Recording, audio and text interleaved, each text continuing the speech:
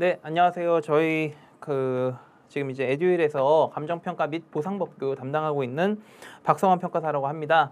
자, 이제 오늘은 여러분들 기본 강의가 아니라 이제 1차하고 2차 이제 학습 전략에 대해서 저번에 이제 저희가 항상 온라인 이제 설명회를 하잖아요. 근데 이제 그게 실시간이기도 하고 저희가 제한된 시간 내에 이제 모든 내용을 전달을 시켜드리기가 좀 어려워가지고 좀 이런 시간을 좀 만들었어요. 그래서 구체적인 방향 제시 설명회다 하는데 그냥 방향 제시하는 정도다. 거창하게 설명회는 아니에요. 그래서 이제 한번 보시는 차원에서 제가 정리를 좀 해드리려고 이제 해드렸고 제가 원래 2차 강사잖아요. 근데 왜 1차를 얘기하냐 이렇게 여쭤보시는 분들이 계실 수 있겠죠.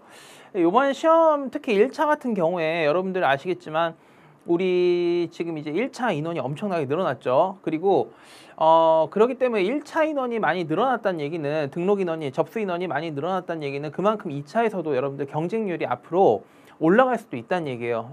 많이 올라갈 거예요. 왜냐하면 아무리 이제 허수가 많이 꼈다라고 할지라도 처음에 허수였지만 몇 년 계속 공부를 하다 보면 어떻게 되죠? 그게 실경쟁자가 될 수도 있겠죠. 그렇기 때문에 제 생각에 이제 2차도 언젠가는 경쟁률이 좀 상당히 올라가겠다라는 생각이 들어서 1차하고 2차를 갖다가 좀 어떻게 준비하는 게 타당할지 그거에 대해서 좀 말씀을 드리려고 이런 시간을 갖게 되었습니다. 자, 여러분 그리고 질문 같은 거 하실 때 있잖아요. 직접 제가 번호를 알려드렸었는지 모르겠는데 010 공개해도 되냐 이러는데 제 번호는 아마 네이버에도 있고 중국에서도 알 거예요. 그렇기 때문에 그냥 공개해도 상관없는 것 같아요. 010-9482-368 하는데 직접 연락 주셔도 되고 여기 카카오톡 오픈 채팅 있잖아요. 여기서 박성환 평가사, 하동수 평가사, 김유한 평가사 검색하시면은 저희 에듀윌 단톡방이 있으니까 거기서 이제 질문하시고 그 다음에 최대한 다른 사람들이 하는 질문도 여러분들이 한번 참고하실 필요가 있거든요. 그래서 이 방을 팠으니까 한번 참고적으로 보셨으면 좋겠어요. 네, 한번 좀 시작을 해볼게요. 자, 여러분 이번에 1차 시험 예상 합격률은 아마 예년하고 거의 비슷할 거예요. 여러분들이 생각했을 때 그게 무슨 얘기냐 하시겠지만 인원이 늘어났잖아요. 인원이 늘어난 만큼 합격자도 거의 비슷하게 늘어날 거거든요. 그렇기 때문에 엄청나게 1차가 정말 청천벽력처럼 누가 봐도 이건 정말 어렵다라고 하는 시험이 아닌 이상은 아마 합격률은 거의 30% 그 정도에서 형성이 되지 않을까 싶어요. 제가 지금 정확하게 예년에 1차 합격률까지는 제가 알지 못해가지고 모르겠지만 항상 매년 대부분 1차 합격률은 거의 대등한 수준을 유지했었어요. 그렇기 때문에 이번 합격률도 이제 비슷하긴 하겠지만 여러분들이 요번에 이제 1차 시험을 갖다 보신 분들이 계시다고 하면은 이번에 제가 조금 약간 특이하다고 느꼈던 게 뭐냐면 우리 1차가 총 5과목이거든요. 첫 번째가 민법, 1교시가 민법, 경제, 그 다음에 부동산 학원론, 그 다음에 2교시가 회계학하고 감정평가 관계법규 이렇게 2과목이잖아요. 자, 이제 이 보통 5과목 중에서 올해는 경제가 확실히 어려웠다. 올해는 회계가 확실히 어려웠다. 아니면 올해는 학원론을 갖다 이렇게 내냐. 이런 식으로 과목이 특정이 돼가지고 어려웠다라고 말씀을 많이 하셨거든요. 근데 올해는 제가 이제 들어가 있는 단톡방이 여러 개가 있어요. 감정평가사 준비하는 이 분들 모여 있는 방 여러 개를 들어가 있는데 자, 이제 첫 번째는 경제였어요. 제가 이제 말씀 듣기로는. 자, 그러다가 이제 회계 얘기가 나오더라고요. 그러면 경제하고 회계는 아무래도 숫자를 갖고 노는 과목이기 때문에 상대적으로 어려울 수밖에 없단 말이에요. 그래서 그냥 항상 그러려니 했는데 갑자기 민법 얘기가 나오더라고요. 그 다음에 학원론 얘기가 나오고 그 다음에 이제 감정평가 관계법규 이렇게 그래서 이게 뭐지 이랬어요. 이게 뭐지 이랬어요. 경제, 회계, 민법, 부동산 학원론, 감정평가 관계법규 5과목이 다 나온 거잖아요. 자, 그러면 올해 시험 난이도가 그렇게 쉽지 않았구나 라고 예측을 또 할 수가 있는 거예요. 그리고 실제로 제가 문제를 갖다 한번 이렇게 대충 봤는데 확실히 계산 문제나 이제 말 문제도 좀 까다롭거나 애매한 게 좀 많았던 것 같거든요. 자, 이제 이 이유가 왜 그러겠어요? 당연히 인원이 느니까 경쟁률이 어쩔 수 없이 늘어날 수밖에 없거든요. 그러니까 1차 시험을 갖다가 준비를 갖다 이제 예전에 저희가 이제 저 같은 경우에도 2차 시험 보러 들어간 인원이 뭐 1,500명, 2,000명 뭐 이성밖에 안 됐거든요. 근데 이제 여러분들 내년에는 1차만 10,000명 이상이 볼 거다라고 하거든요. 그러면 30%만 적용하면 몇 명이죠? 3,000명이에요. 여러분들 시험 보는 게 3,000명이고 거기서 이제 선발하는 인원이 180명, 뭐 170명 이렇게 이제 또 감소하겠죠. 그러면 여러분들 이제 이 1차 시험도 무시할 수가 없는 상황이 됐다. 여러분들 이렇게 인식을 좀 하셔야 될 필요가 있어요. 그러다 보니까 제가 이제 뭐 1차가 우선이냐, 2차가 우선이냐, 요건 이제 좀 이따가 제가 그 시기별로 어떻게 공부를 갖다가 하는 게 맞을지 이렇게 말씀을 드리겠지만 가장 중요한 건 이거 있잖아요. 여러분들 이거를 정말 잘 기억하셔야 돼요. 시행착오. 아시겠죠? 이 시행착오를 정말 줄여야지만 여러분들 합격을 하시는 이제 그 가능성이 좀 더 높아지는 거고, 항상 제가 이제 수험생들한테 무조건 처음 얘기하는 게 뭐냐면, 여러분들 시험을 내용을 갖다 정복하려고 하시잖아요. 이러면은 합격 못 하세요. 그러니까 무슨 얘기냐면은 정복하려고 공부한다는 얘기는 여러분들 무조건 합격하겠다. 합격 목표로 공부를 하시잖아요. 당연히 이렇게 공부를 하셔야겠죠. 마음가짐은 이렇게 하셔야 되는데 실제로 공부를 할 때는 있잖아요. 실제로 공부할 때는 합격을 목표로 하는 게 아니라 이게 말장난 같지만 불합격을 방지하는 이런 목표로 공부를 하셔야 돼요. 이 말은 무슨 얘기냐면은 자, 여러분들이 지금 1차 시험이 문제가 아니라 2차 시험 같은 경우에 이 좀 부담감을 많이 갖고 공부를 하실 거예요. 왜냐? 내가 이걸 어떻게 다 알지? 어떻게 다 암기하고 어떻게 다 쓰지? 이렇게 생각을 하시니까 그 얘기가 무슨 얘기예요? 여러분들은 무조건 모든 2차 내용을 정복하려고 공부를 하신단 말이에요. 근데 그렇게 해서는 우리 공부 양이라든가 어떤 시험의 깊이라든가 난이도라든가 이런 거를 갖다 봤을 때 정복해서는 절대로 여러분들이 합격을 할 수가 없어요.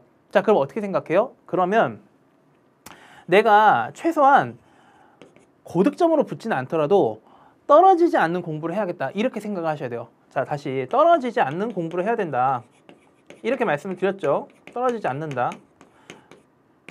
자, 이 떨어지지 않게 공부한다는 얘기가 무슨 얘기예요? 그쵸? 시행착오를 줄이라 이 얘기예요. 아시겠죠? 시행착오를 줄이는 방법대로 남들이 하는 실수를 안 하는 것만 하면은 본인은 붙는다고요. 알겠죠? 물론 1차 시험 같은 경우는 어때요?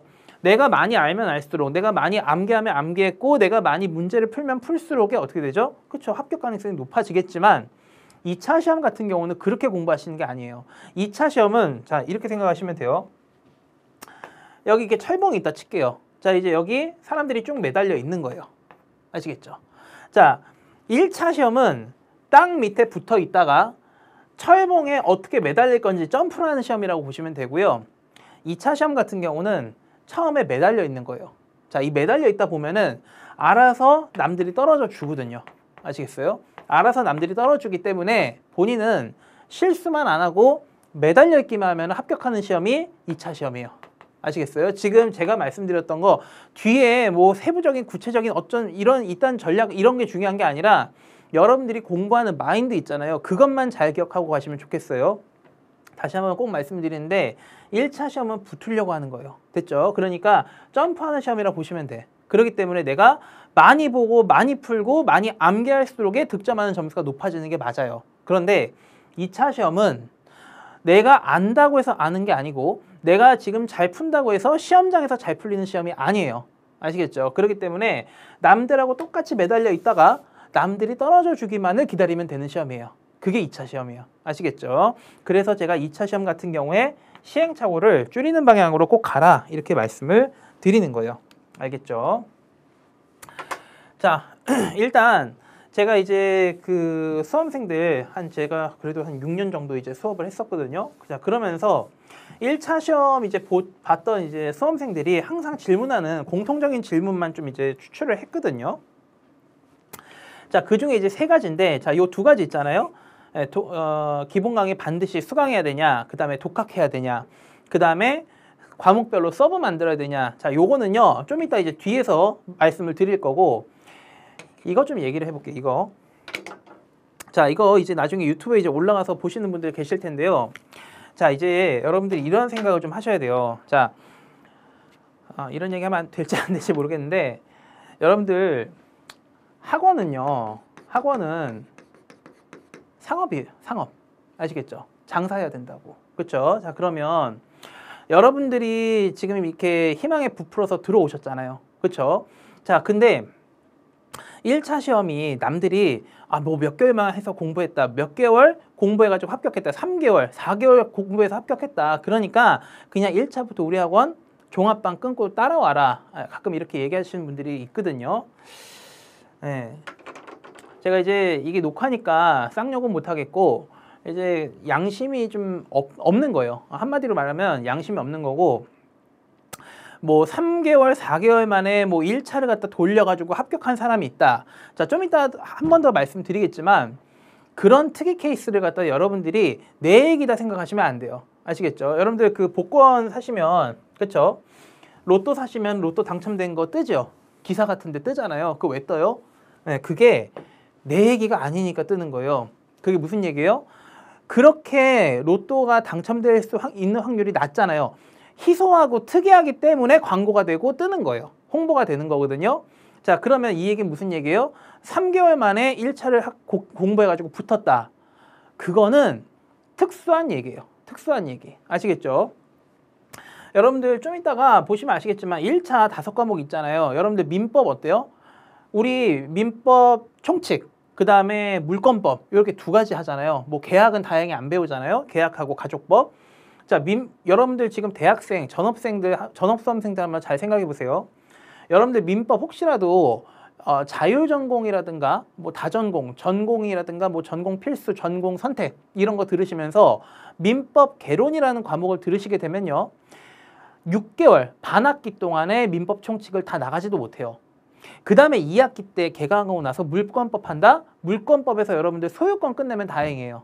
그 정도로 이 대학교에서도 1차 시험 과목을 갖다가 끝내는데 1년에서 2년이 소요가 되거든요. 경제는 말할 것도 없고 경제는 거의 뭐 미시경제 거의 1년도 부족하다 이런 얘기하는 분들도 계시거든요.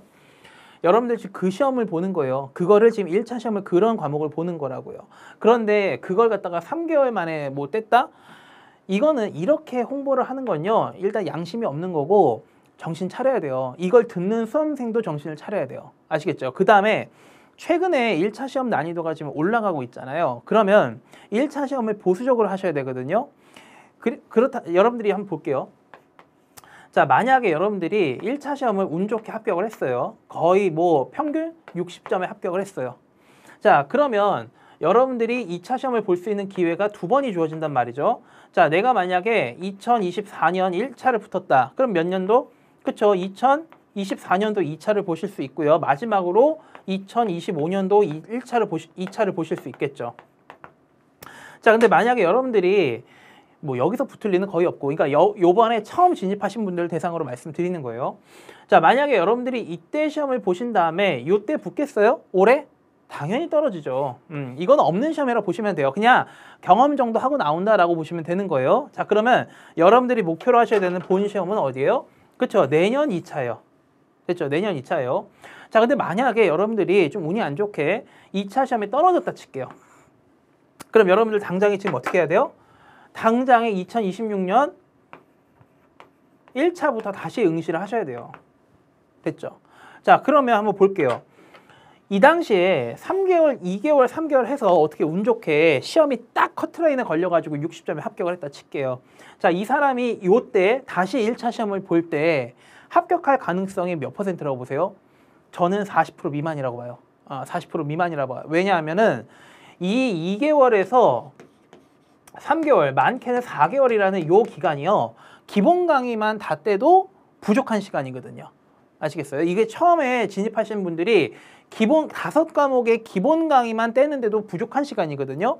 그런데 이 시간 동안에 기본 강의하고 문제풀이 대충 해가지고 붙었다? 자, 이 사람이 운 좋게 붙었지 요때 와가지고 똑같은 점수로 똑같이 붙을 수 있다고 생각하세요? 못해요. 자, 그리고 이거는요. 제가 말씀드리는 게 아니라 수험생 본인들이 알 거예요. 아, 내가 지금 이때 떨어지고 자, 내가 지금 당장에 2026년 2차를 갖다 합격을 하고 싶다. 그런데 문제가 뭐다? 이때 1차 봐야 되잖아요. 그쵸? 그러면 요 떨어진 시점부터 시작해서 어떻게 해야 돼요? 그쵸? 1차랑 2차를 병행을 하셔야 되거든. 그쵸? 1차랑 2차를 병행해야 되는데 자, 얘가 어느 정도 공부가 돼 있으면 2차 시험을 쭉 어느 정도 끌고 갈 수가 있는 거예요. 요 시험 때까지, 1차 시험 때까지. 그런데 이 1차 시험을 처음 공부할 때 대충, 좀 더 나쁘게 말하면 개판으로 준비하셨으면은 어떻게 해야 돼요? 다시 공부를 제대로 하셔야 된단 말이에요. 그럼 어떻게 되죠? 2차 시험을 갖다가 준비할 수 있는 비중이 줄어든단 말이에요. 왜요?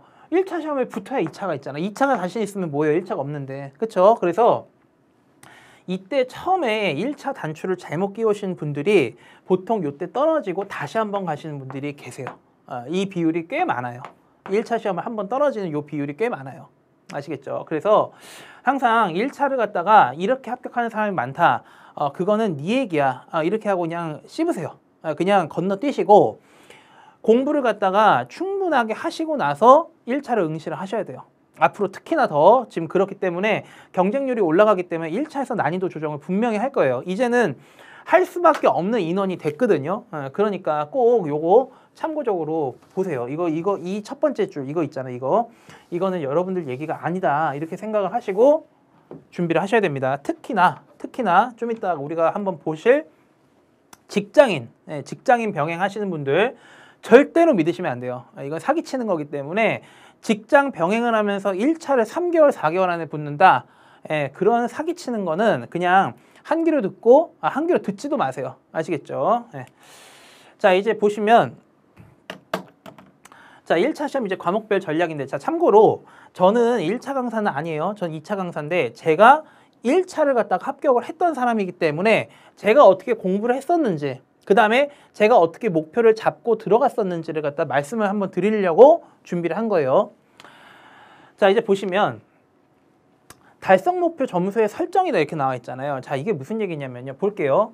자, 70, 115, 185, 230, 300. 몇 점이죠? 나누기 5 하면은 평균 60점이죠. 커트라인이죠. 됐죠? 자, 그 다음에 80, 140, 220, 280, 360. 몇 점이죠? 72점이에요. 평균이. 자, 저는요. 얘가 맥스라고 봐요. 아시겠죠? 요 정도 먹었으면은 충분히 먹은 거예요. 알겠죠? 사실 회계에서 60점, 경제에서 60점이면은 잘 먹은 거예요. 아시겠죠? 잘 먹은 거고 웬만큼 틀릴 거 틀리고 먹을 거 먹고 이랬다는 얘기거든요. 요거는 무슨 얘기예요? 한 45점에서 40점이라는 얘기는 간당간당하게 정말 먹어야 될 것만 먹었다 이 얘기죠. 상관없어요. 전혀 상관없어요. 꽈락만 안 나면 상관없다는 얘기예요. 아시겠죠? 자, 저는요. 애초에 점수 설정을 갖다가 이렇게 했었어요. 요렇게. 자, 이 얘기가 무슨 얘기예요? 그쵸? 저는요. 민법이라든가 학원론이라든가 감정평가 관계법규 있잖아요. 얘네들이 다 뭐예요? 얘네들이 전부 다 생으로 나중에는 암기해야 되는 과목이거든요. 그러니까 한마디로 문자 과목이잖아요. 그럼 문자 과목이라고 해야 되나요? 그러니까 문과 과목이잖아요. 얘네들은 결국에는 기본 강의하고 어느 정도 문제 풀면은 암기만 해주시면 되는 거예요. 그런데 저는 사실 물론 뭐 1차를 갖다 잘 보는 게 중요하지만 제가 뭘 했어요? 열심히 해야 되는 건 맞아요. 그런데 얘는요 뭐예요? 그냥 단순하게 통과하는 관문이에요. 통과하는 관문. 얘를 갖다가 여러분들이 수석을 했다고 해서 뭐 신문에 내주거나 산업인력공단에서 뭐 상 주거나 이런 게 없거든요. 이거 그냥 관문이에요. 그러니까 물론 보수적으로 준비해야 되는 건 맞지만 너무 과도하게 할 필요는 없다라는 얘기예요. 그래서 제가 좀 이따 말씀드리겠지만 여러분들이 어느 정도 공부가 수준이 올라오셨으면 그때부터 뭘 하셔야 되냐면은 선별 작업에 좀 들어가셔야 돼요. 선별 작업. 아시겠죠? 이 선별 작업이 뭔지는 좀 이따 과목별로 한번 말씀을 드릴게요. 자, 그래서 저는 이렇게 점수를 설정을 했었다. 그래서 요건 이제 개인별로 점수 차이가 있을 수는 있겠죠. 개인별로 목표하는 게. 나는 예를 들어서 뭐 경제에 좀 자신 있다. 나는 그리고 뭐 숫자 감각이 좀 뛰어나다. 그래서 경제학원론하고 회계학에 좀 더 치중을 하고 난 근데 문과 과목이 젬병이다. 그러면 민법하고 학원론하고 감정평가 관계법규 같은 거 좀 힘 빼도 상관없다는 얘기잖아요. 됐죠? 자, 근데 이 설정을 하는 이유가 뭐냐? 이게 무슨 얘기냐면요. 여기 이제 써놓은 거예요. 자, 이게 대학교 1년에서 2년치 학습 분량이거든요.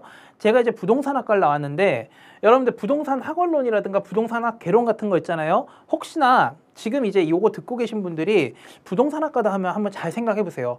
우리 학교에서 부동산 학원론을 갖다가 끝내는데 이 책 한 권 끝내는데 얼마나 걸릴까? 그렇죠? 여러분들 알 거예요. 일주일에 한두 번 수업 있고 교수님들이 이제 뭐 부연 설명 같은 것도 많이 해주시잖아요. 그러다 보면은 이거를 1년 안에 끝낸다? 쉽지 않아요. 아시겠죠? 쉽지는 않은 거예요.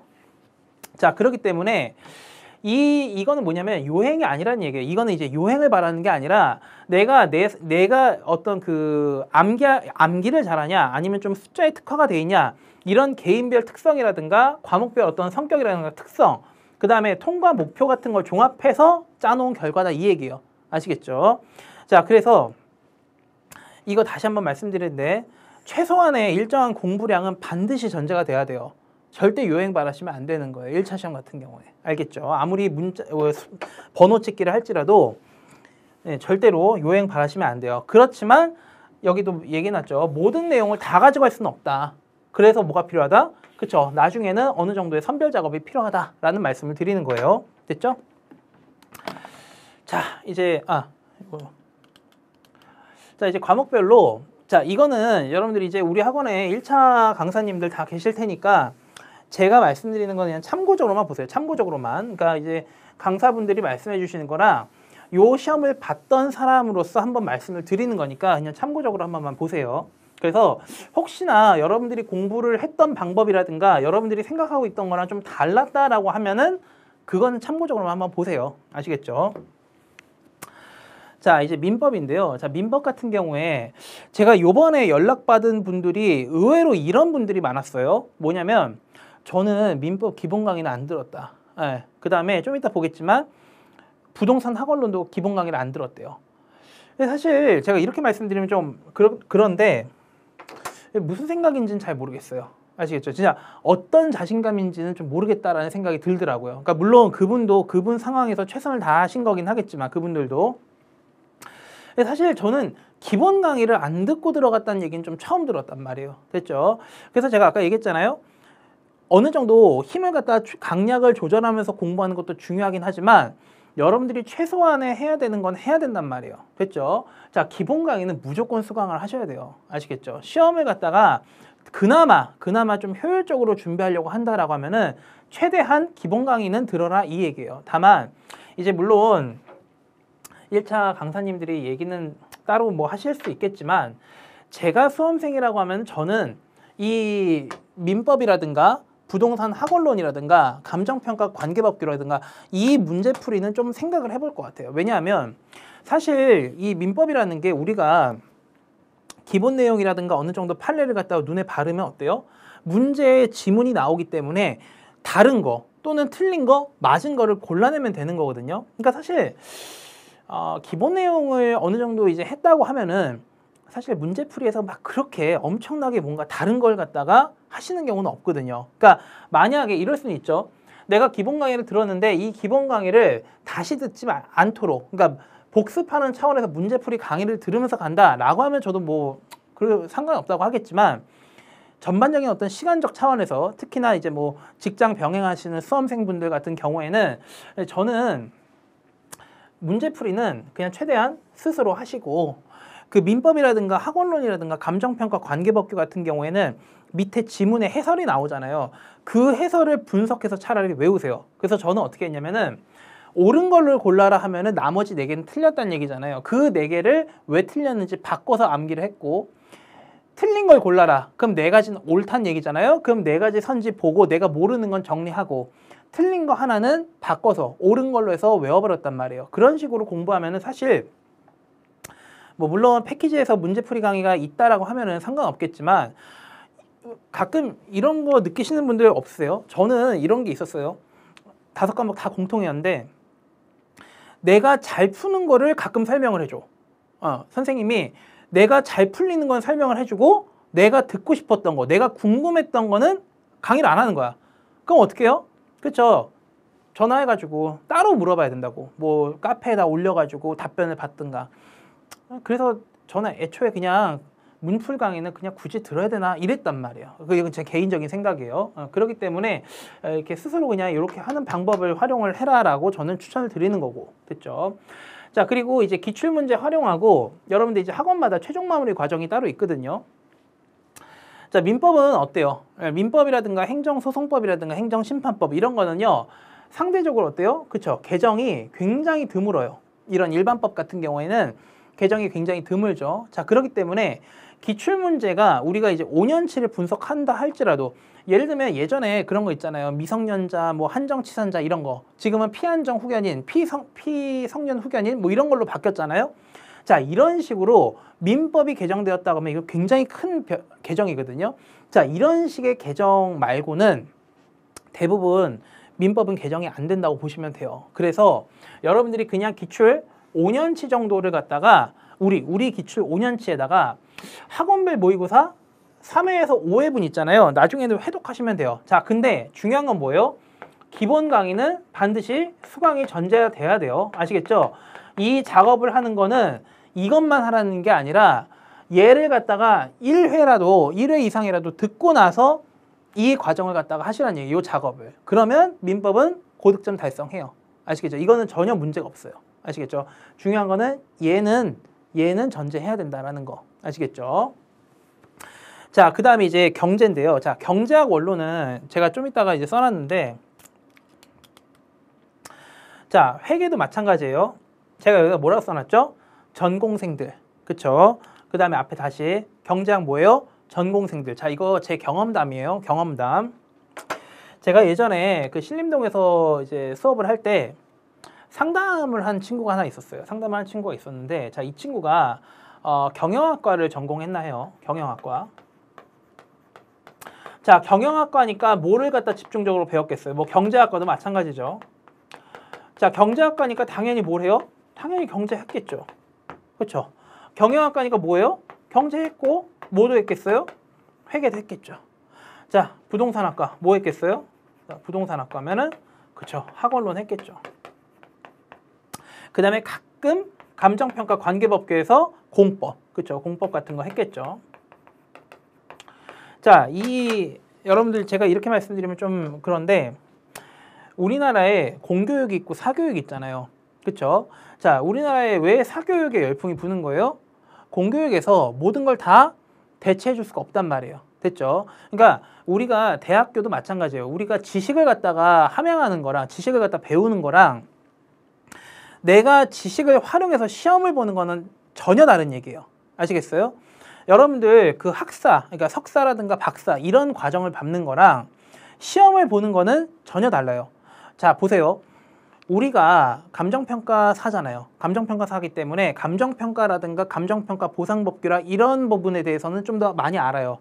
그런데 그 행정법이라든가 어떤 이런 전반적인 깊이는 대학교 교수님들이 상당히 깊으시죠. 그렇죠? 그런 식으로 장점이 있고 단점이 있는 거예요. 그러니까 단점이라기보다는 한계가 있다라고 보시는 게 맞겠죠. 자, 그러다 보니까 제가 말씀드린 게 이 얘기예요. 여러분들이 대학교에서 충분히 지식은 배우셨겠지. 근데 이 지식을 배운 거랑 시험을 보는 건 다른 문제라고요. 여러분들 특히 회계 같은 거 보시면 아시겠지만 여러분들 회계에서 뭐 많이 해요? 분계 많이 해요. 분계. 그쵸? 이거 분계만 거의 한 학기에 그쵸? 한 2개월 정도는 분계만 배우잖아요. 용어 배우고 나서. 근데 우리 여러분들 시험 보실 때 분기에서 문제 푸실 건가요? 그러면은 시간 부족해서 합격할 수가 없단 말이에요. 됐죠? 그렇기 때문에 모든 강사들이 다 어떻게 해요? 어떻게 하면 문제를 빨리 풀 수 있는지 이런 방법론적인 테크닉적인 걸 갖다가 가르쳐 준단 말이에요. 됐죠? 근데 이제 그 당시에 몇 명이 이제 이런 게 제가 뭐 많지는 않았어요. 많지는 않았는데 자, 내가 이제 어느 대학교 경영학과, 경제학과를 졸업했기 때문에 저는 뭐 경제학이라든가 회계학 기본 강의는 별로 뭐 들을 필요는 없을 것 같아서 안 들었다 이렇게 얘기를 했거든요. 그 얘기 듣자마자 얘는 1차 떨어지겠구나 생각을 했어요. 저는 이 생각은 변함이 없거든. 이거는 거의 진리라고 보시면 돼. 이거는 거의 100%다라고 보시면 돼요. 그래서 사실 그래서 그 친구가 첫 번째 시험에서는 경영학과인데 경제학과였나? 아무튼 경제학에서 꽈락이 났고요. 그 다음 해에 회계가 꽈락이 나서 시험을 그만뒀어요. 이게 왜냐하면 여러분들 보세요. 뭔가 2차 시험을 한번 맛이라도 봐야지 내가 시험을 준비할 때 어떻게 준비하겠구나 라는 생각을 하잖아요. 그런데 처음 준비하는데 1차를 한번 떨어졌어. 그러면 그래, 그럴 수 있다 쳐요. 자, 근데 두 번째 1차가 떨어지잖아요. 자, 이때부터 멘탈 좀 이제 날아갈 수 있단 말이죠. 예, 왜냐하면 내가 뭐가 부족해서 1차가 이렇게 떨어지지? 이래버리면 이제 멘탈이 날아가기 시작하죠. 그러다가 한 번 더 1차가 떨어진다? 이때부터는 정말 멘탈 관리가 문제예요. 이때부터는 공부의 문제가 아니라 멘탈 관리가 정말 문제예요. 아시겠죠? 그래서 이렇게 되면은 안 되기 때문에 처음 1차 준비하실 때 어떻게 해야 돼요? 정말 보수적으로 준비를 하셔야 된단 말이에요. 체계적으로. 그래서 아까 제가 학원에서 가끔 사기치는 거 3개월이면 1차 붙는다. 4개월이면 1차 고득점 가능하다. 개소리예요. 개소리. 제가 묵음 처리했죠. 그래서 절대로 이거를 꼭 좀 잘 기억하시면 좋겠어요. 그래서 제가 지금 전공생들 특히 독학 지향해라. 어떻게 해서든 자신을 믿지 마세요. 아시겠죠? 시험에서 자신을 믿는 게 제일 무서운 거예요. 자, 저는요. 제가 수업을 할 때 있잖아요. 딱 두 가지만 생각해요. 딱 두 가지만. 뭐냐면 자, 기본 강의 들을 때 수험생들이 가끔 그래요. 평가사님 수업 들으니까 너무 이해가 잘 간다. 안 믿어요. 안 믿어요. 잘못 이해하고 있는 가능성이 굉장히 높거든요. 문풀 단계를 들어가요. 문제를 봤는데 분석이 잘 되고 문제가 잘 풀린다. 잘못 풀고 있는 거예요. 그래서 안 믿어요. 왜냐하면 제가 처음에 저도 이제 강사하기 전에 이제 뭐 한 지 얼마 안 됐을 때는 수험생들 말을 다 믿었거든요. 그러니까 정말 이렇게 되고 있구나, 정말 이렇게 가고 있구나 이렇게 믿었는데 그게 아니라는 거를 한 2년 만에 깨달았거든요. 그래서 지금은 누구보다 의심해요. 그렇기 때문에 항상 본인을 믿지 마세요. 절대로. 됐죠? 자, 그 다음에 문제풀이 같은 경우 있잖아요. 자, 문제풀이 같은 경우는 자, 결론은 뭐냐? 들으셔도 상관없어요.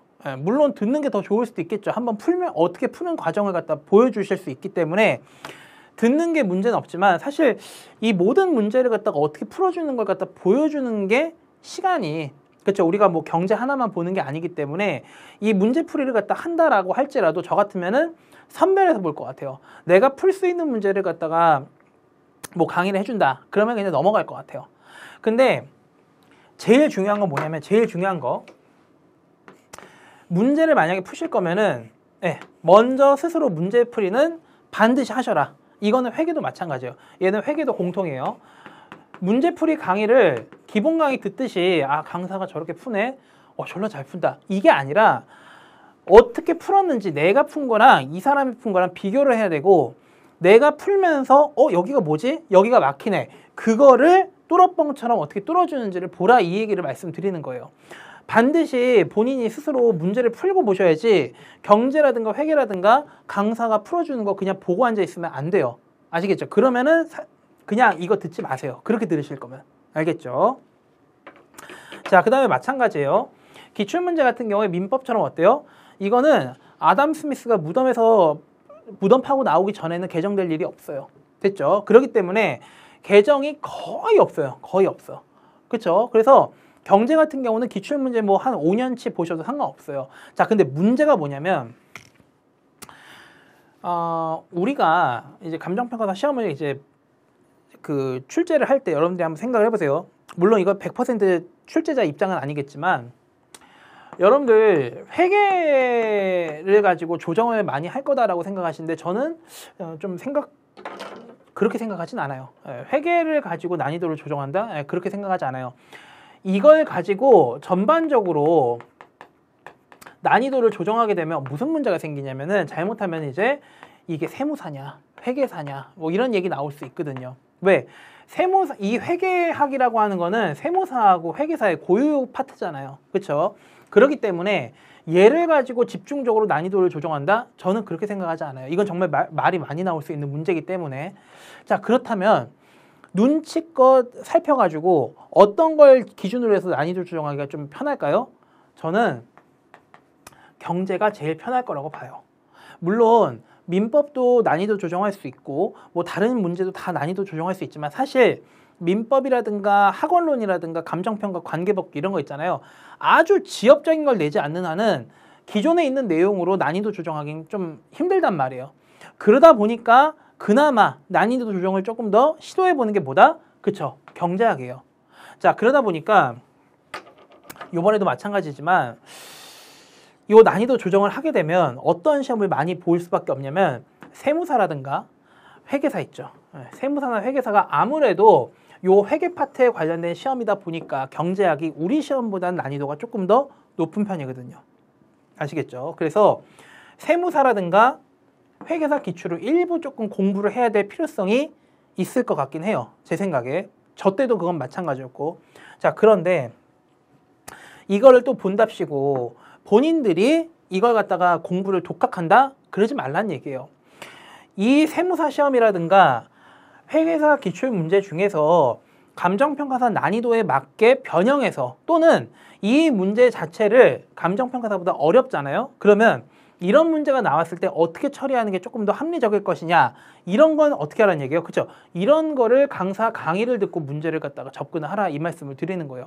모든 문제를 다 문제풀이 수강할 필요는 없지만 이런 식으로 세무사 기출문제라든가 회계사 기출문제가 있다. 그러면 최소한 그 여러분들이 지금 믿고 따라가는 그 강사 문제집에 이런 문제를 넣어놨을 거란 말이에요.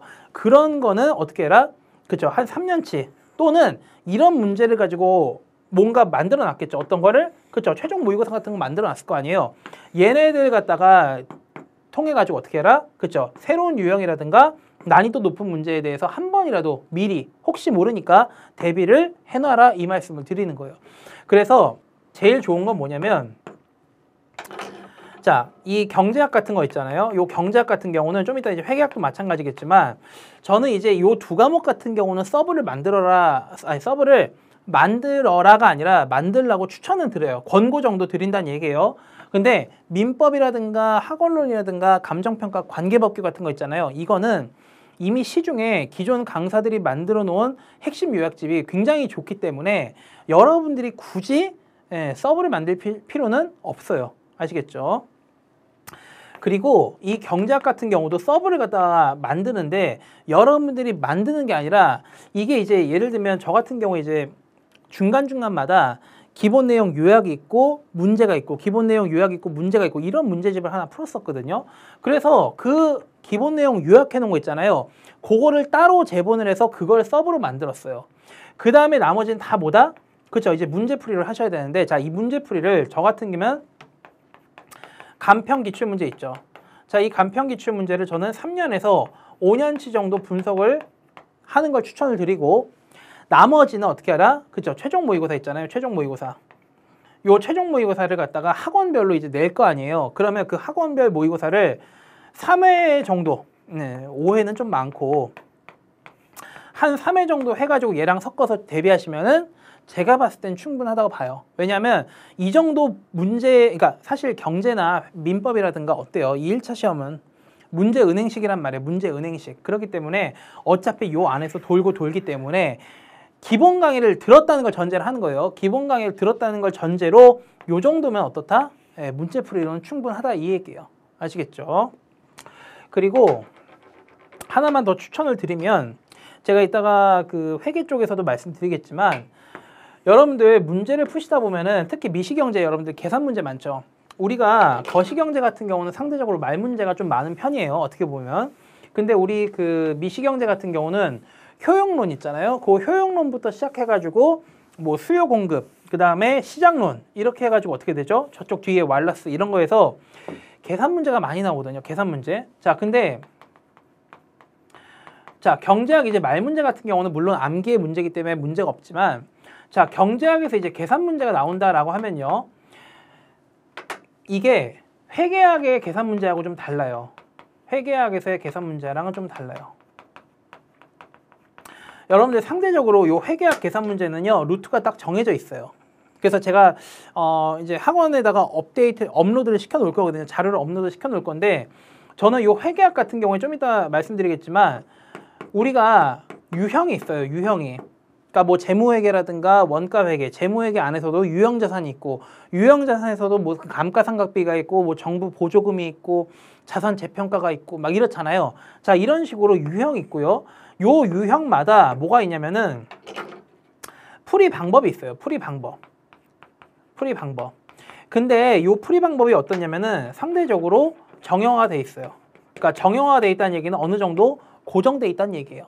그런데 요 경제학 있잖아요. 요 경제학 계산 문제 같은 경우는 여러분들 혹시 풀으셨으면 아시겠지만 조금 난해한 경우가 많이 있어요. 난해한 경우가.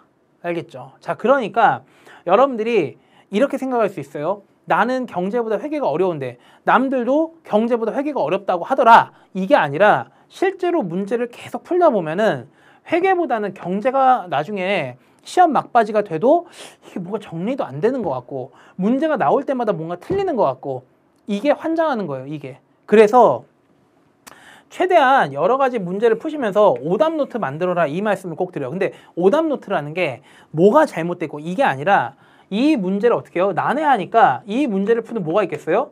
루트가 있겠죠, 루트가.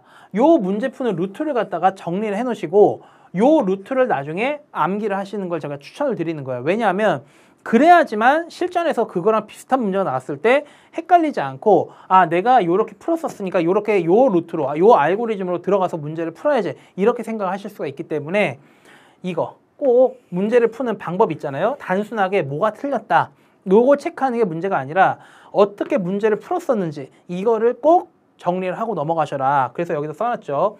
미시경제학에서 계산 문제 같은 거 있잖아요. 요런 거 나중에는 정리를 좀 해놓으시는 거 꼭 추천을 드려요. 됐죠? 자, 그 다음에 마지막에 선별 작업 이렇게 써놨죠. 선별 작업. 자, 이거는 여기도 마찬가지예요. 사실 민법도 마찬가지인데 요 선별 작업이라는 게 무슨 얘기냐면 사실 경제학이라는 게 내용이 굉장히 방대하잖아요. 그러면 여러분들 저쪽 국제경제학이라든가 뭐 미시경제, 거시경제 다 갖고 가실 거예요? 그럴 수 없단 말이에요. 자, 그래서 요 선별 작업을 하려면 뭐가 필요하냐? 문제풀이가 필요하단 말이에요. 왜? 내가 문제를 풀다 보니까 이게 기본 내용은 암기할 때 되게 쉬웠는데 이게 막상 문제를 푸니까 어떻다? 시간이 너무 많이 소요되더라.